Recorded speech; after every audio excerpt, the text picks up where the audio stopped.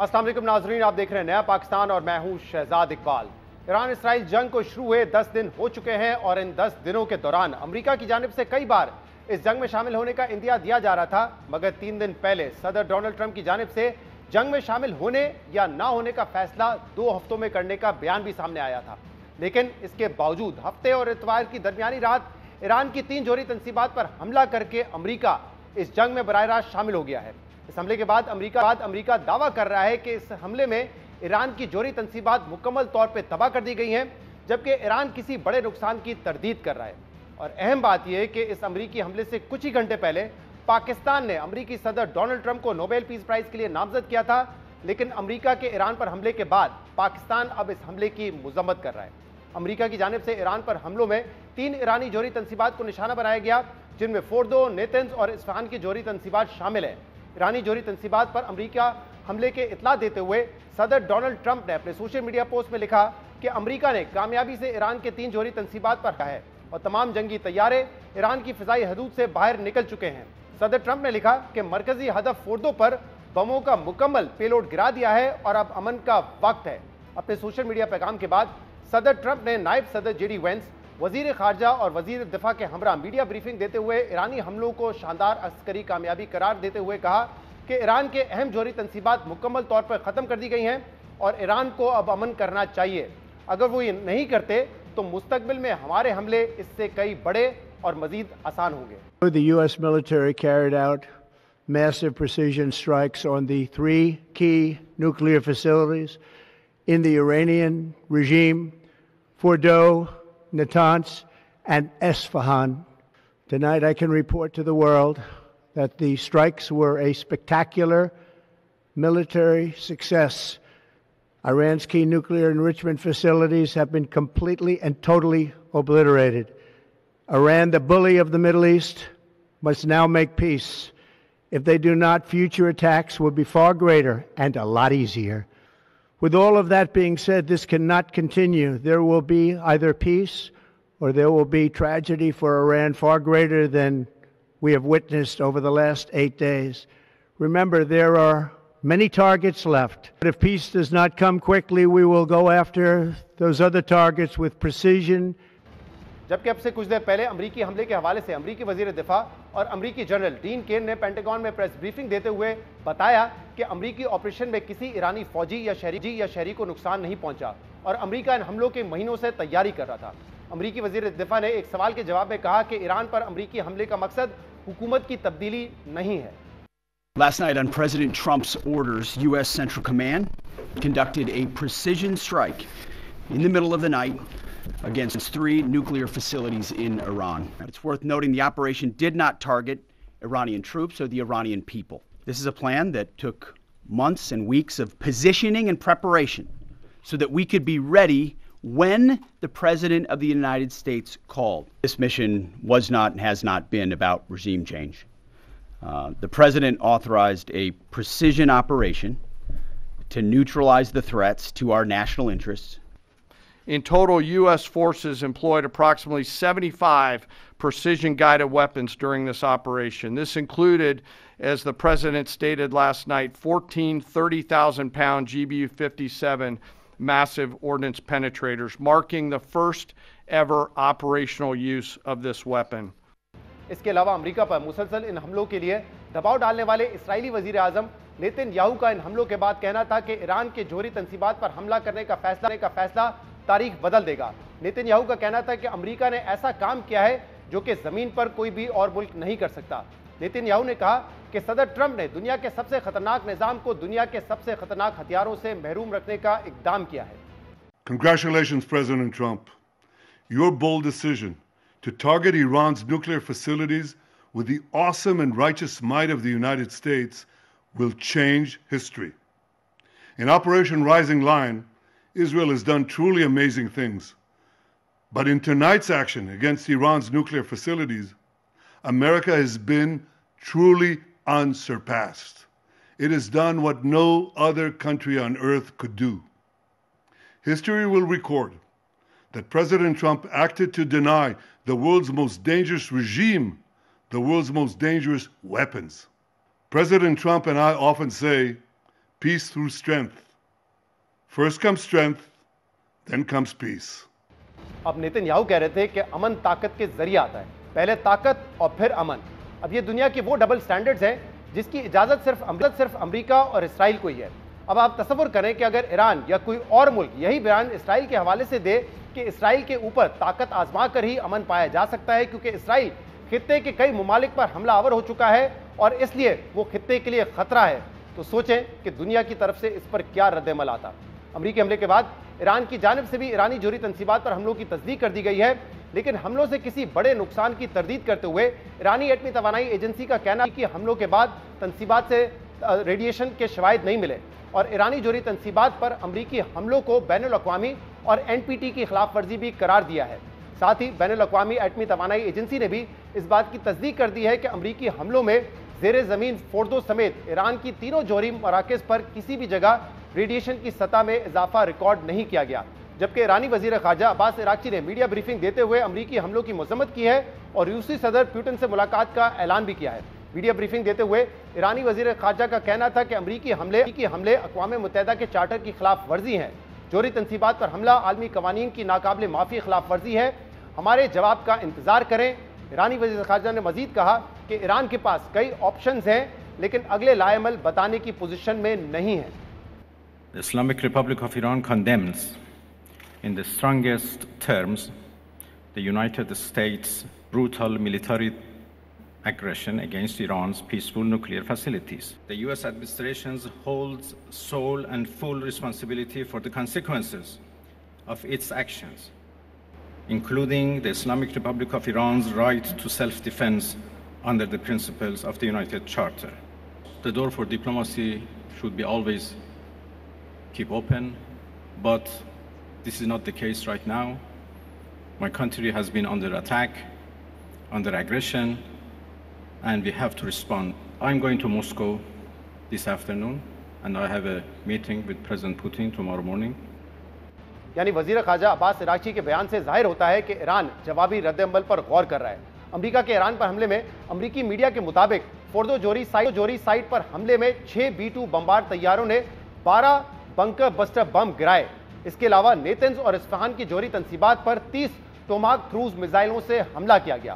New York times की अमेरिकी हुक्काम के हवाले से दी गई खबर के मुताबिक B-2 बमबार तैयारे इतवार की सुबह मिजूरी से रवाना हुए और इन तैयारों ने ईरान में जोहरी ठिकानों को निशाना बनाते हुए 37 घंटे तवील सफर तय किया और अमेरिका लौटने से पहले फिजा में कई बार रिफ्यूलिंग भी की गई। आपको एक फुटेज दिखाते हैं जिसमें अमेरिका के इंतहाई अहम और गैर मामूली B-2 बमबार तैयारे की उड़ान भरने से लेकर अपने हदफ पर बम फेंकने का प्रोसेस दिखाया गया है। ईरान की जोहरी तंसीबात पर इन्हीं B-2 बमबार तैयारों के जरिए फेंके गए 13.5 टन से ज्यादा वजनी GBU-57 बंकर बम से हमला किया गया। ये बम किस तरह अपने अहदाफ को टारगेट करता है, इस हवाले से जियो न्यूज की जानिब से तैयार की गई रिपोर्ट देखिए। अमेरिकी GBU-57 बंकर कंक्रीट में 60 मीटर तक कैसे मार करता है। देखने में तो ये एक मामूल का बम दिखाई देता है, लेकिन 13.5 टन से ज्यादा वजनी ये बम अंडरग्राउंड किलों को तबाह कर सकता है। जब एक B-2 स्टेल्थ बॉम्बर इसे 30,000 मीटर की बुलंदी से ड्रॉप करता है तो ये तेजी से जमीन की तरफ आता है, ग्राउंड को हिट करता है और कंक्रीट को टुकड़े टुकड़े कर देता है। इसका वारहेड एक मामूल का मेटल है। इसका स्टील अलॉय हीट और प्रेशर के सामने मज़ाहमत करता है और इसे ठोस स्टील की हालत में बरकरार रखता है और यकीनी बनाता है कि टकराव के वक्त ये अपनी मुकम्मल कुव्वत के साथ मौजूद रहे। इसकी एडजस्टेबल टेल इस ठीक निशाने पर पहुंचने में मदद देती है जिसका पहले ही माहिराना कैलकुलेशन से अंदाजा लगाया गया होता है, लेकिन इसकी हकीकी ताकत इसके अंदर होती है। ये फौरी धमाका नहीं करता, ये हदफ की गहराई तक जाता है, इसके बाद धमाके से फटता है। इसका अमल कुछ यूं होता है कि ये पहले ड्रिल करता है, मवाद को गहराई तक लेकर जाता है, फिर अपने हदफ तक पहुंचकर फटता है। आपने देखा कि GBU-57 कैसे काम करता है, इसीलिए अमेरिका ये दावा कर रहा है कि ईरान की जोहरी तंसीबात तबाह कर दी गई हैं, लेकिन ईरान इसकी तरदीद कर रहा है। इसके अलावा ये खबर भी सामने आ रही है कि अमेरिका की जानिब से ईरान को इन हमलों की पेशगी इतला दे दी गई थी। ईरान और खित्ते की खबरों पर नजर रखने वाले मीडिया साइट अमवाज के मुताबिक अमेरिका की जानिब से तेहरान को ईरानी जोहरी तंसीबात पर हमलों से पहले ही इतला दे दी गई थी। एक आला ईरानी सियासी जरिए ने नाम ना जाहिर करने की शर्त पर तस्दीक की है कि ट्रंप इंतजामिया ने 21 जून को ईरान को पैगाम दिया था कि वो मुकम्मल जंग नहीं चाहते, बल्कि सिर्फ फोर्दो, नेतन्स और इस्फहान के जोहरी मकामात को निशाना बनाने का इरादा रखते हैं।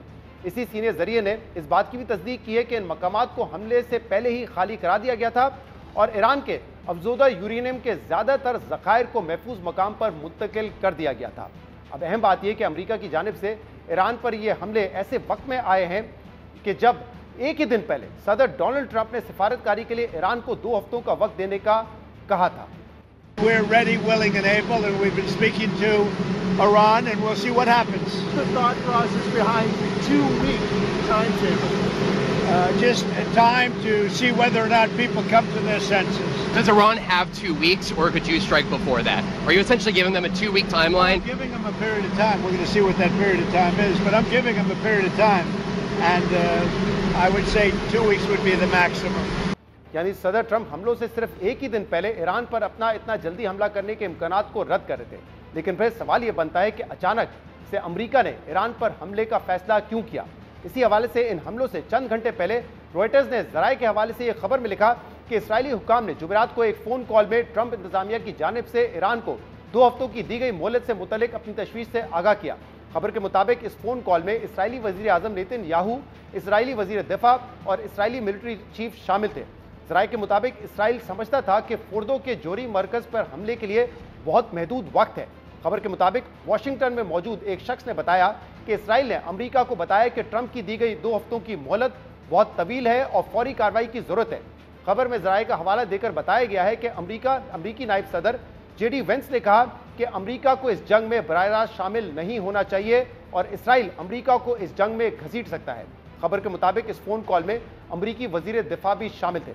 अब अहम बात यह कि जुमेरात को इसराइल की जानिब से अमरीकी इंतजामिया को कॉल करके ईरान पर हमले के लिए दबाव डाला गया, जिसके बाद सदर ट्रंप के 2 हफ्तों तक हमला ना करने के बयानात के बावजूद ये हमला कर दिया गया, जिससे जाहिर होता है कि अमरीकी इंतजामिया पर उसकी इस्टेब्लिशमेंट से ज़्यादा इसराइल का असर रसूख है। दूसरी जानिब ईरानी जोरी तनसीबात पर अमरीकी हमले के बाद रूस, चीन और पाकिस्तान समेत कुछ ममालिक ने अमरीकी हमले की मजम्मत की है और बेशतर ममालिक ने इस हमले के बाद तशवीश का इजहार किया है, जबकि यूरोपीय ममालिक ने अमरीका की हिमायत का इजहार करते हुए ईरान के जोरी हथियारों को खित्ते और दुनिया के लिए खतरा करार दिया है। ईरान की जोरी तनसीबात पर अमरीकी हमलों के बाद पाकिस्तानी वजीर आजम शहबाज शरीफ ने ईरानी सदर मसूद पेज़ेश्कियां से फ़ोन कॉल पर इस हमले की और ईरान के साथ यकजहती का इजहार भी किया। वजीर आजम ने सूरत-ए-हाल की कशीदगी को कम करने की फौरी इज्तिमाई कोशिशों पर जोर दिया और इस तनाज़ुर में पाकिस्तान के किरदार अदा करने के अज़म का इआदा भी किया। वज़ीर आज़म ऑफिस से जारी प्रेस रिलीज के मुताबिक ईरानी सदर ने पाकिस्तानी हिमायत को सराहा और हुकूमत और पाकिस्तानी अवाम बशमूल अस्करी क़यादत का शुक्रिया अदा किया। पाकिस्तान के अलावा चीन और रूस ने भी अमरीकी हमले की मजम्मत की है, जबकि सऊदी अरब और यूएई ने ईरान पर हमलों पर गहरी तशवीश जाहिर की है और ईरान पर हमले रोकने का मुतालबा भी किया है। कतर ने भी सूरत हाल को अफसोसनाक करार दिया है और तुर्की ने भी ईरान पर अमरीकी हमले में तशवीश का इजहार किया है। दूसरी तरफ बरतानिया, फ्रांस, जर्मनी का कहना है कि ईरान को जोरी हथियार रखने की इजाज़त नहीं दी जा सकती, ताहम उन्होंने ईरान से मुज़ाकरात की मेज़ पर वापसी का मुतालबा भी किया है। बरतानवी वज़ीर आज़म ने कहा है कि अमरीका ने ईरानी खतरे को कम करने के लिए कार्रवाई की है। इसके अलावा अक़वाम मुत्तहिदा के सेक्रेटरी जनरल एंटोनियो गुतेरेस ने भी ईरान पर हमले की मजम्मत की है। अहम बात यह कि अमरीका के अंदर भी कांग्रेस से इजाज़त लिए बगैर ईरान पर हमलों पर सदर ट्रंप पे शदीद तनकीद की जा रही है। बहरहाल इसराइल की जानिब से मुसलसल मुतालबे के बाद अमरीका बराह रास्त इस जंग में शरीक हो गया है और इसने ईरान के जोरी तनसीबात पर बंकर बस्टर बम गिरा दिए हैं, जिसकी वज़ीर आज़म के अलावा पाकिस्तान के दफ्तर ख़ारजा ने भी मजम्मत की है। दफ्तर ख़ारजा से जारी होने वाले बयान में कहा गया है कि अमरीकी हमले इसराइली हमलों का तसलसल है। ये हमले बैनुल-अक़वामी कानून की तमाम इक़दार के खिलाफ वर्जी हैं। ईरान को अक़वाम मुत्तहिदा के चार्टर के तहत अपने दिफा का हक हासिल है। ईरान के खिलाफ जारियत से कशीदगी और तशद्दुद में इजाफा हुआ है और कशीदगी में मजीद इजाफे खित्ते और पूरी दुनिया पर गहरे असरात मुरतब करेगा। दफ्तर ख़ारजा ने मसले के पुरअमन हल की ज़रूरत पर जोर देते हुए कहा है कि मुज़ाकरात और सिफारतकारी ही मसाइल का वाहिद हल है। हम इस सारे मामले पर हुकूमत का मौक़िफ़ भी लेंगे, डिप्लोमेट्स भी बात करेंगे, लेकिन सबसे पहले हम ईरान में मौजूद सहाफ़ी जॉन हुसैन से बात करेंगे कि इस वक्त ईरान में क्या सूरत हाल है। जॉन, बहुत बहुत शुक्रिया वक्त देने के लिए। ईरानी जोरी तनसीबात पर अमरीकी हमले से अब तक क्या नुकसानात की तफसीलात हैं, और ये भी बताइएगा कि ईरानी ज़राए के हवाले से रिपोर्ट किया जा रहा है कि ईरान को पहले ही इत्तला दे दी थी कि यह हमला होने वाला है, और अब जब अमरीकी हमले हो गए तो उसके बाद ईरान क्या सोच रहा है? जी, जराए के मुताबिक यही पता चला है कि ईरान ने अपना जो इंडस्ट्रियल स्टॉक पाइल है उसको मूव कर दिया था। 16 या 17 जून को काफ़ी ज़्यादा मूवमेंट नजर आई थी फोर्दो के पास ट्रक्स की। फिर 19 और 20 जून को भी 16 ट्रक्स की मूवमेंट नजर आई।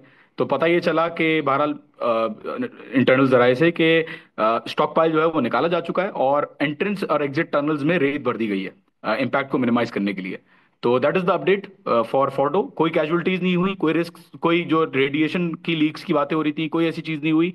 और जो डैमेज की बातें हो रही है ना, अमेरिका कह रहा है कि बहुत सक्सेसफुल हुआ है एंड व्हाट नॉट। ईरानी जो सिचुएशन ऑन ग्राउंड, जो लोग हैं लोकल मकामी कुम के भी और इस्फहान के भी, उन्होंने भी कोई वो ऐसा कोई रिपोर्टिंग नहीं की कि कोई हलचल मची हुई हो या रेडिएशन हो या कोई ऐसी बात हो। तो the impact has I would say it has been minimal on the facilities, लेकिन डैमेज जरूर हुआ है, आउटसाइड एरिया पे डैमेज हुआ है।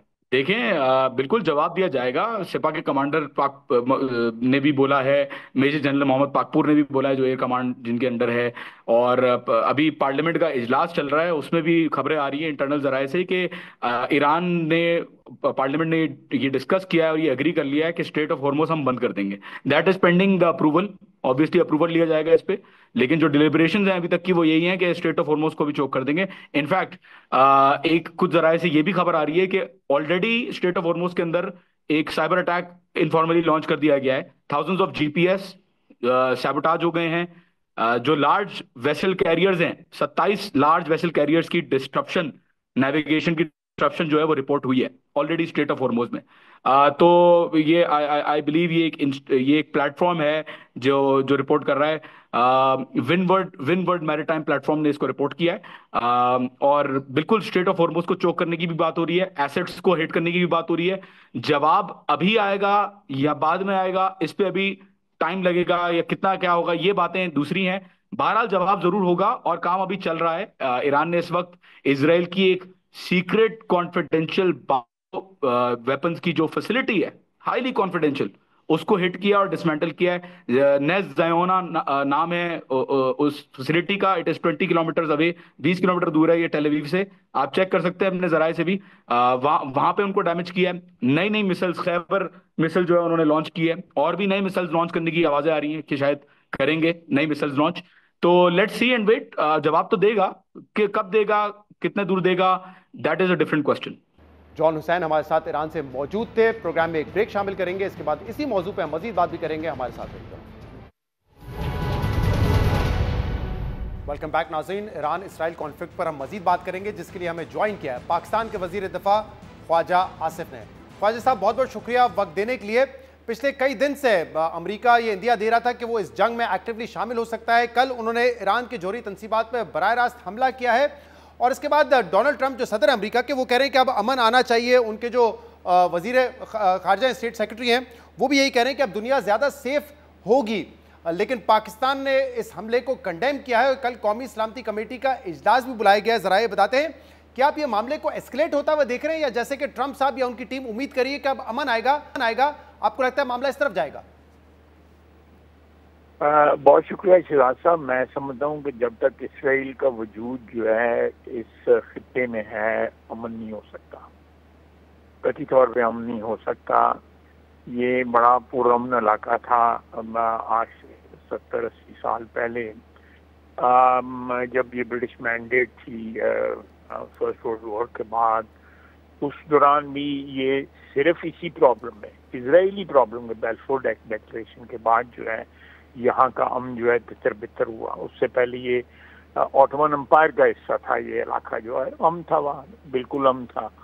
लेकिन जब से ये बेल्फोर डिक्लेरेशन और उसके बाद क्रिएशन ऑफ इजराइल हुई है, इस इलाके में अमन नहीं हुआ। इसलिए ये तवक्को करना कि इजराइल जो है वो रहे और उसके साथ अमन भी हो, ये दोनों जो है कॉन्ट्रडिक्टिंग बात है, ये नहीं हो सकता जो है। ये मेरी कंक्लूसिव स्टेटमेंट है। सही। तो आपको लगता है कि अब ये खत्ते में कशीदगी मजीद बढ़ेगी जो हमला हुआ है, और आपकी असेसमेंट क्या है? क्या ईरान रिस्पॉन्ड करेगा टुवर्ड्स यूएस? वो कहते हैं ना, खून फिर खून है, बढ़ता है गिरता है, बढ़ता है नहीं, खून फिर खून है, गिरता है तो बढ़ जाता है, कोई इस तरह का शेर है। ये खून जो है it has a multiplying effect of its own.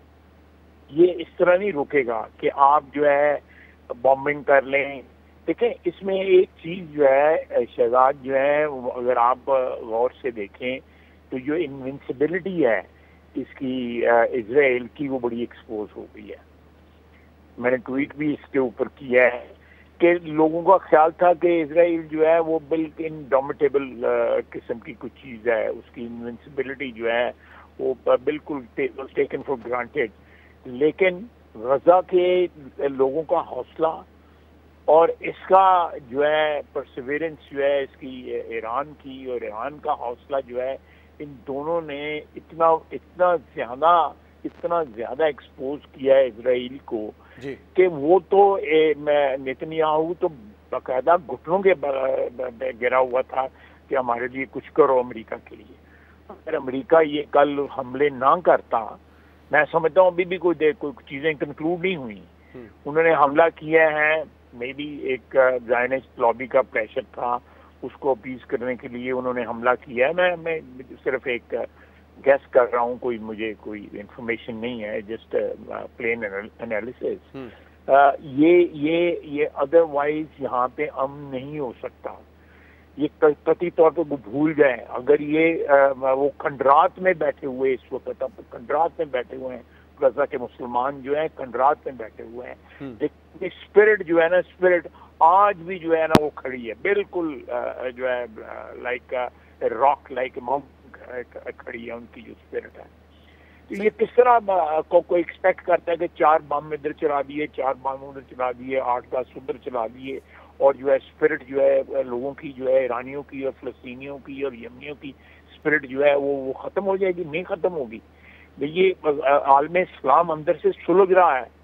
हमारी मुमलकतें जो हैं, हमारे मुल्क जो हैं, ये 52, 53, 54 जितने भी हैं, ठीक है, तो मेरा मतलब है कि उनमें उस तरह का जो आपको नजर नहीं आता, जिस तरह वेस्टर्न कंट्रीज की स्ट्रीट्स जाग रही हैं, वहाँ पे जो है एक प्रोटेस्ट हो रहा है, कॉन्टिन्यूसली प्रोटेस्ट हो रहा है, कई माह से प्रोटेस्ट हो रहा है, और दिन ब दिन वहाँ पे उन प्रोटेस्ट के अंदर खलकत जो है बढ़ती चली जा रही है।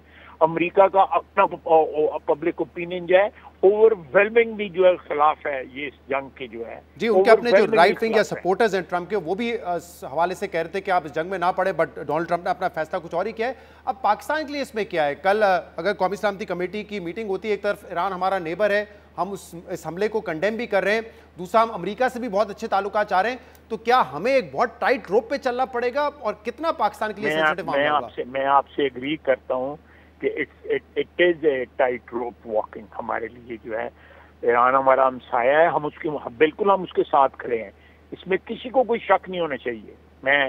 मैं उसकी तफसील नहीं बता सकता, लेकिन बिल्कुल हम उसके साथ खड़े हैं, इसमें कोई शक नहीं है। हमारे ईरानी भाई इस बात की गवाही देंगे कि हम उनके साथ खड़े हैं। मैंने बयान दिया हुआ है, मैं ऑन रिकॉर्ड सपोर्टिंग ईरान जो है। और ये बात लोग हमारे यहाँ पे कह रहे हैं जी कि उन्होंने हमारा जो क्लैश था भारत के साथ, उसमें उन्होंने भारत की इमदाद की है, ये उनके साथ खड़े हुए हैं।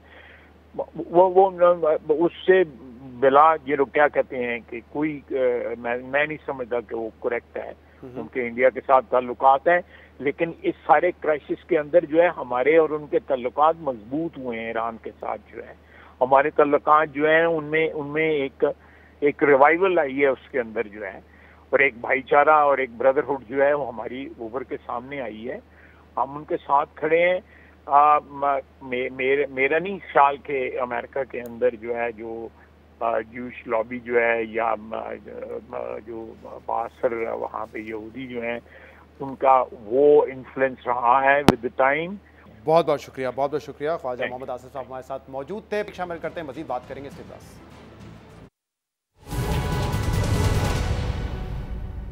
वेलकम बैक नाज़रीन। ईरान इसराइल कॉन्फ्लिक्ट पर हम मजीद बात करेंगे, जिसके लिए ज्वाइन किया है पाकिस्तान की साबिक सफ़ीर डॉक्टर मलिया लोधी साहिबा ने। डॉक्टर साहिबा बहुत बहुत शुक्रिया, आपने हमें वक्त दिया। बिल आखिर जो है अमेरिका इस जंग में एक्टिवली इन्वॉल्व हो चुका है। उन्होंने ईरान की जोहरी तनसीबात पर हमला किया है, और इस हमले के बाद जो डोनाल्ड ट्रम्प साहब का बयान आया वो ये कह रहे हैं कि अब अमन होना चाहिए, ईरान को कोई अटैक नहीं करना चाहिए। और अब से कुछ देर पहले मार्को रूबियो ने एक शो पे ये कहा है कि अब दुनिया जो है वो ज़्यादा सेफ और स्टेबल होगी। क्या कहेंगे आप, कि आपको यही नजर आ रहा है कि दुनिया सेफ और स्टेबल होगी, या मजीद एस्केलेशन की तरफ मामला आपको जाते हुए नजर आ रहे हैं? पहले तो ये शहजाद के सदर ट्रम्प की बात पे कौन यकीन करेगा। सदर ट्रम्प का रिकॉर्ड अभी क्या रहा है कि एक तरफ से उन्होंने मुज़ाकरात में इन्वॉल्व किया ईरान को, जो कि एक डिसेप्शन थी, एक स्मोक स्क्रीन था हालांकि तैयारी वो कर रहे थे इजराइल के साथ मिलके ईरान के न्यूक्लियर फैसिलिटीज़ पे हमला करने के लिए। तो ये कहना कि जी इससे अमन आ गया, ये तो बिल्कुल ही फजूल बात है। और दूसरा ये कि अमेरिका ने ये उनका माजी का भी रिकॉर्ड रहा है, झूठ से काम लिया है। अब भी वो झूठ बोल रहे हैं। वो चाहते ये हैं कि ईरान को डरा के धमका के उनसे सरेंडर करवा लें। ईरान ऐसा मुल्क नहीं है जो कि सरेंडर करेगा। ईरान ने तो बहुत क्लियरली, उनके फॉरेन मिनिस्टर ने कहा है कि वो किसी हाल में भी ये नहीं करेंगे, और मुज़ाकरात का तो सवाल ही नहीं पैदा होता, वो कहते हैं। इसलिए कि जो उन्होंने मुज़ाकरात किए उनमें उन्होंने देखा कि अमेरिका ने कैसे उनको एक डुप्लिसिटस तरीके से उनको धोखा दिया।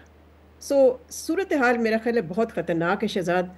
और ये पहली दफ़ा है तारीख़ में कि दो न्यूक्लियर वेपन स्टेट्स ने एक नॉन न्यूक्लियर वेपन स्टेट, क्या नॉन न्यूक्लियर स्टेट जो कि NPT का मेंबर है, उस पर हमला किया है। इसके कॉन्सिक्वेंसेस बहुत ही डेंजरस हैं। और बहुत से लोग तजिया निगार जो हैं, बल्कि वेस्ट में भी यही कह रहे हैं कि ये सदर ट्रंप ने भी बहुत बड़ा गैम्बल लिया है।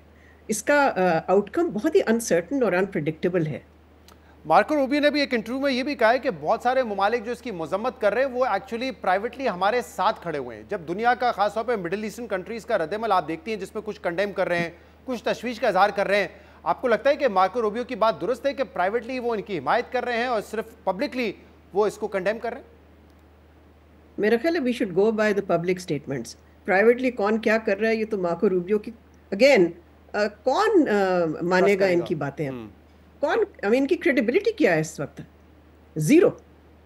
उस हवाले से अगर आप देखें, रूस, चीन, पाकिस्तान, मुख्तलिफ और ममालिक जो हैं, सऊदी अरेबिया, कतर वगैरह, सब ने मजम्मत की है अमेरिका के इस हमले।